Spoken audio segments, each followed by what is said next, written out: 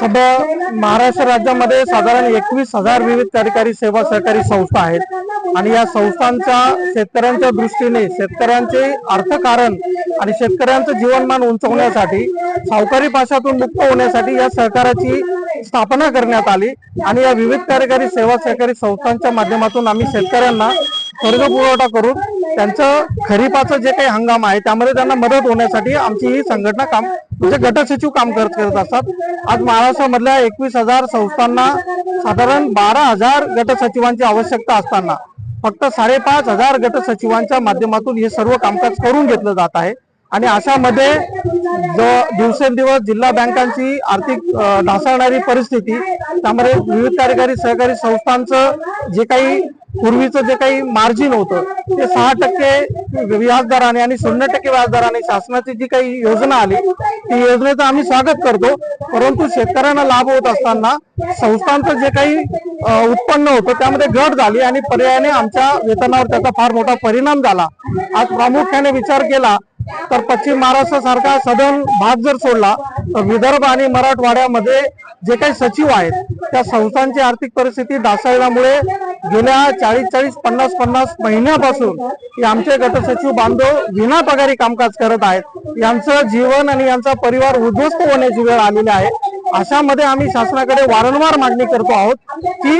या अशा वाईट परिस्थितीमध्ये जर शेतकऱ्यांच्या संस्था टिकवायच्या असतील, शेतकऱ्यांना जर मदत करायची असेल तर ही जी काही यंत्रणा आहे ही जगणं फार महत्वाचं आहे आणि याच्यासाठी पोटासाठी जे काही लागणार आहे आमचं हक्काचं जे काही वेतन आहे विकास संस्था आणि जिल्हा बँका अडचणीत असल्यामुळे ते भागू शकत नाही, म्हणून कुठेतरी शासनाने ते योगदान द्यावं आणि आमच्या वेतनासाठी जी येणारी तूट आहे ती शासनाने भरून द्यावी। या संदर्भात बरेच वेळेस आम्ही माननीय सहकार मंत्री महोदय असतील, माननीय मुख्यमंत्री महोदय असतील, उपमुख्यमंत्री महोदय असतील यांना निवेदनं सादर केलेली आहेत, प्रशासनासोबत बैठका घेतलेल्या आहेत, परंतु आम्हाला अपेक्षित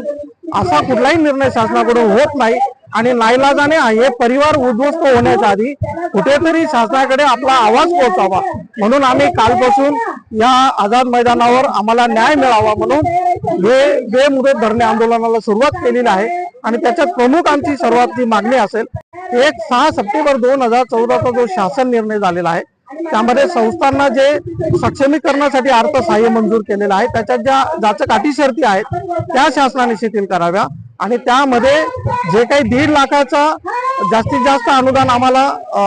बंधन घातलेलं आहे ते 3 ते 4 लाखापर्यंत शासनाने न्यावं म्हणजे आमच्या या अडचणी दूर होण्यास मदत होणार आहे आणि या उपर या काही त्रुटीच्या रकमा येतील त्या शासनाने द्यावा। आज रोजी आम्ही काही दिवसांपासून पाठपुरावा करत असताना आमचं जे काही पूर्वीचे संवर्गीकरण निधीचे कायदे होते तो 69 वैद्यनाथन समितीच्या शिफारशीमुळे रद्द करण्यात आला, परंतु आमच्या पाठपुराव्यामुळे शासनाने एक पाऊल पुढे आल्यामुळे आमचा 69 कायदा 2024च्या अर्थसंकल्पीय अधिवेशनामध्ये पारित झाला, परंतु त्यासोबत 69 मध्ये जी खासगी सचिवांची दुसरी यंत्रणा होती तो कायदा रद्द न केल्यामुळे या महाराष्ट्रामध्ये 2 यंत्रणा निर्माण झाल्यात आणि ह्या 2 यंत्रणांमध्ये जर पुढे सुसंवाद नसला, वाद उपस्थित झाले तर ही यंत्रणा मोडकळीत जाईल, म्हणून आमची विनंती आहे की 69 हा शासनाने प्रथम रद्द करावा आणि 69 अंतर्गत जे खासगी सचिव नेमणूक आहेत त्या सुद्धा 69 अंतर्गत या केडरकडे त्यांची सेवा वर्ग करावी आणि या आमच्या ज्या अडीअडचणी आहेत त्या शासनाने सोडवण्यासाठी पुढाकार घ्यावा आणि आम्हा सर्व गट सचिवांना न्याय द्यावा अशी मी माफक अपेक्षा शासनाकडून ठेवतो आणि आमच्या राज्यातील सर्व गट सचिवांच्या माध्यमातून आपण सर्व प्रेसच्या माध्यमातून शासनाला विनंती करतो की त्यांनी आम्हाला न्याय द्यावा। जय हिंद, जय महाराष्ट्र। हीच आज रोजीची सगळ्यात मोठी शोकांतिका आहे। मला हे कळत नाही, वारंवार आमच्या या गट सचिवांच्या समस्या सोडवण्यासाठी अनेक कमिट्या जवळजवळ आतापर्यंत जवळजवळ 12 कमिट्यांची नियुक्ती झाली। अगदी शेवटची कमिटी म्हणजे शामराव गडाख समिती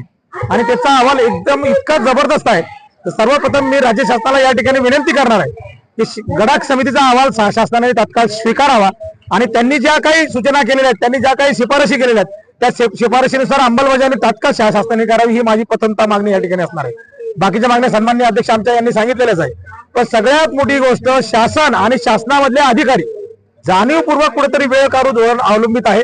अशा वेळेला अशा शासनाच्या अधिकाऱ्यांचं आणि संबंधित मंत्री महोदयांचं याकडे लक्ष नाही का, हे कुठेतरी फार गंभीरपूर्वक बाब आहे आणि ही गंभीरपूर्वक बाब जर यांच्या लक्षात येत नसेल तर मी आपल्याला या ठिकाणी आवर्जून सांगतो, आता होऊ घातलेल्या निवडणुका आहेत, पुढच्या 4 दिवसामध्ये जर यांनी निर्णय घेतला नाही तर आम्ही एखाद्या मंत्र्याच्या दारात जाऊ, जे कोणी याला कारणीभूत असतील तर आपल्याला एक आवर्जून सांगतो की आम्ही दसऱ्याचं सीमोल्लंघन त्यांच्या दारात जाऊन करणार, त्यांच्या दारात जाऊन करणार. केंद्रीय मंत्री, राज्यातल्या जबाबदार मंत्र्यांकडे अनेक वेळेला पाठपुरावा केला, अधिकाऱ्यासोबत अनेक बैठका झाल्या, तरीही जर ते निर्णय परत येत नसेल, अनेक ज्या कमिट्या नेमल्या गेल्या त्या कमिट्यांचे अहवाल आमच्या प्रश्नांसाठी पूरक असून सुद्धा जर निर्णय होत नसतील तर शेवटी काय करावं? आता मला सांगा, आचारसंहिता जर लागली त्यानंतर आम्ही कोणाच्या दारात जावं? अधिकारी ऑलरेडी खेळवण्याचा आम्हाला प्रयत्न करताय, मग आम्ही जायचं कुठं? मग शेवटी आता दसरा कुठेतरी करायचा आहे, मग यांच्या घरी जाऊन केलेला बरा. याला कारणीभूत जे कोणी आहेत, आता कोण आहे कशा आहे आम्ही लवकरच पत्रकार परिषद घेऊन ती जाहीर करणार आहोत. पण आमचा आता आज रोजी तुम्हाला एकच सांगतो, आमच्या गट सचिव बांधवांचा उत्तर महाराष्ट्र असेल, विदर्भ असेल किंवा मराठवाडा असेल, दिवाळीचे पगार होतील ही सुद्धा कंडिशन आज नाहीये. 50च नाही तर आमच्या काही जिल्ह्यामध्ये 110 पर्यंत पगार नाही. एका माणसाचे 110 पगार. विचार करा, त्या माणसाने खाल्लं का असेल, त्याच्या कुटुंब जोपासलं कसं असेल, याला कारणीभूत कोण आहे? ही सगळी यंत्रणा आहे, ही सगळी प्रशासकीय यंत्रणा आहे. अनेक आत्महत्याही त्या ठिकाणी झालेल्या आहेत. मग याला कारणीभूत कोण आहे? याची जबाबदारी कोणी स्वीकारणार आहे का? जर स्वीकारणार नसतील तर शेवटी आम्हाला यांच्या दारात जावं लागेल आणि कुठेतरी वेगळं आंदोलन करावं लागेल.